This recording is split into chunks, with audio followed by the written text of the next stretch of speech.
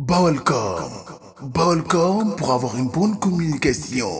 Balcom, bienvenue chez vous.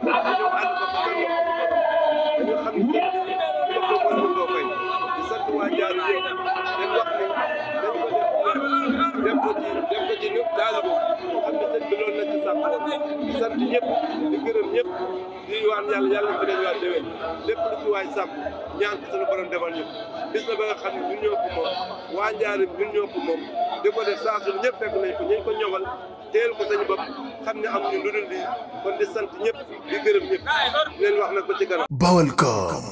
Balcom pour avoir une bonne communication. Balcom, bienvenue chez vous.